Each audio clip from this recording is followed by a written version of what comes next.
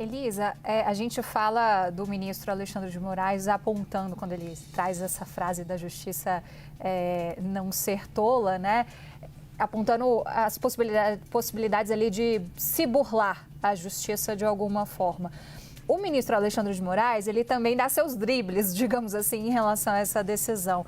Principalmente quando a gente caminha lá para o finalzinho e tem ali um resumo, digamos assim, antes da assinatura ali do digital do ministro Alexandre de Moraes, quando ele fala, e aí eu vou frisar, minhas colegas já falaram sobre isso, mas para quem está chegando agora, quando ele fala que inexiste qualquer proibição de concessão de entrevistas, discursos públicos ou privados. É que a gente tem que voltar na decisão para entender os pormenores disso, né? Exatamente esse ponto aqui. O pessoal está rápido no gatilho aqui para trazer a imagem para a gente do documento do despacho do ministro Alexandre de Moraes.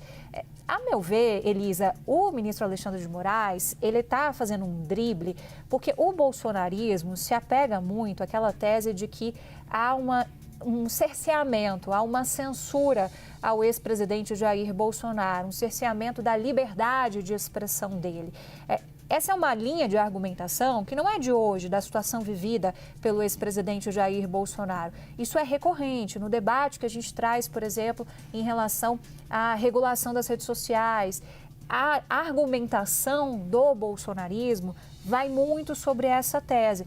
Então, aqui, eu vejo o ministro Alexandre de Moraes se precavendo. Não, mas eu não estou dizendo que não pode ter entrevista.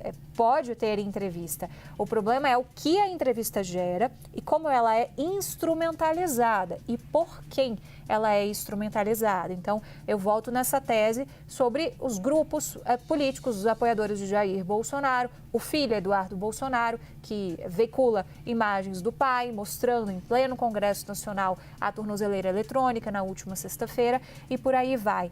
Então, ele vai criando ali uma situação também para dizer, olha, mas eu não estou censurando o Jair Bolsonaro. O problema que eu vejo na leitura que eu faço da decisão do ministro Alexandre de Moraes é com o que é feito depois sobre essa entrevista. Parece que a gente está meio se repetindo aqui, mas é porque a decisão ela vai entrando ali em muitos pormenores e ainda assim ela não coloca de maneira clara.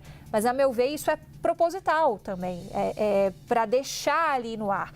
Agora, o ministro Alexandre de Moraes poderia caminhar para proibir as entrevistas de vez, considerando o impacto político que há em relação às entrevistas. Mas ele não vai fazer isso, porque justamente isso só alimentaria ainda mais essa tese que é levantada sobre liberdade de expressão, o cerceamento que há do personagem político que é Jair Bolsonaro, que tem um potencial muito grande nas redes sociais e que isso aqui que a gente está falando não tem necessariamente a ver com o contexto do acesso de Jair Bolsonaro às redes sociais, que esse está muito claro desde as primeiras horas da última sexta-feira, que haveria essa restrição desse ambiente por Jair Bolsonaro, que é um ambiente onde ele consegue perpetuar muito politicamente também. A direita tem uma presença muito forte nas redes sociais.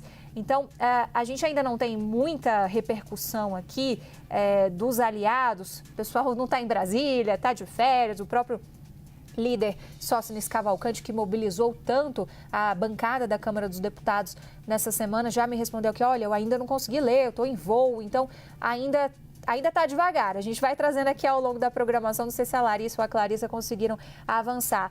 Mas deixo claro também, já provoquei aqui os dois advogados do ex-presidente Jair Bolsonaro, caso eles queiram passar para a gente as primeiras impressões a respeito desse despacho, dessa decisão do ministro Alexandre de Moraes também.